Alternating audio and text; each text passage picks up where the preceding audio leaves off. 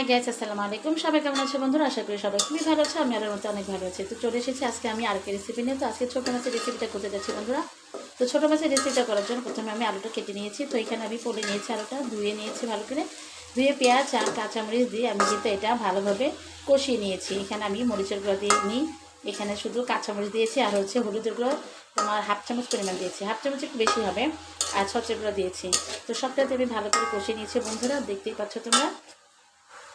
তো আলু দিয়ে রান্না করতে গেলে কিন্তু বন্ধুরা এভাবে যদি কষিয়ে নিয়ে রান্না করো তাহলে কিন্তু সেটা টেস্ট অনেক মজা হয়। দেখো নিচে কিন্তু ভাজা আলুর মতো হয়ে গেছে। এটা টেস্ট না হয়ে কি পারে বন্ধুরা? তো এখন দেখো আমরা যেহেতু এটা কষানো হয়ে গেছে, ভালোভাবে সিদ্ধ হয়ে গেছে, এখানে আমি এখন মাছগুলো দিয়ে দেবো। যে ছোটো মাছটা দিয়ে আমি আজকে রেসিপিটা করব সেটা আমি সবটা দিয়ে দিলাম। দিয়ে জাস্ট একটু নেড়ে চেড়ে নিব, বেশি একটা না, যাতে এই মাছের ভিতরে যে কালারটা আছে, হলুদের কালার, মশলা যা দিয়েছি সবটা যেন সুন্দরভাবে মিশে যায়। তো তোমাদের সাথে খুব ইজিভাবে আজকে রান্নাটা আমি দেখাচ্ছি। এমন ইজি রান্না তোমরা আগে কখনো খেয়েছো কিনা জানি না, খুব সহজভাবে রান্নাটা করে তোমাদের সাথে দেখালাম বন্ধুরা। আশা করি তোমরা এভাবে একবার হলে বাসা করে দেখবে, খুব মজা হয়। আর এই রেসিপিটা থাকতে কিন্তু আর কিচ্ছু লাগবে না বন্ধুরা। এই রেসিপিতে তুমি অনেকটুকু ভাত খেতে পারবে। এক বসাতে যদি তুমি অনেকটুকু ভাত খেতে পারো তাহলে সেটা স্বাদ নয়তো কি খারাপ বলতে পারবে? অবশ্যই না। ভালো না হলে কিন্তু মানুষ কখনো এত ভাত একসাথে খায় না। তো দেখো আমার সেটা ভালোভাবে নেড়ে চেড়ে নিলাম।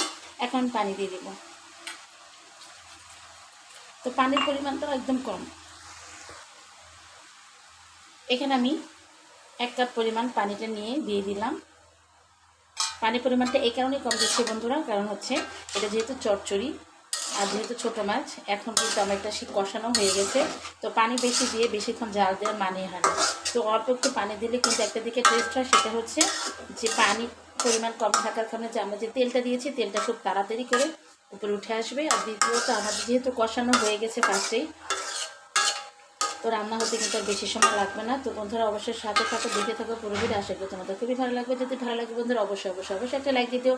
আর অবশ্যই আমার চ্যানেলটাকে সাবস্ক্রাইব পাশে বন্ধুরা থেকে যেও। আর অবশ্যই আমার ভিডিওটা কন্টিনিউ দেখার চেষ্টা করো বন্ধুরা। যদি সময় হাতে থাকে ফুল ভিডিও হচ্ছে ওয়াচ করে দেখো বন্ধুরা, স্কিপ করে দেখো না। এতে আমি অনেক খুশি হব তোমাদের উপর। আর তোমাদের কাছে একটাই অনুরোধ, তোমরা স্কিপ করে দেখবে না।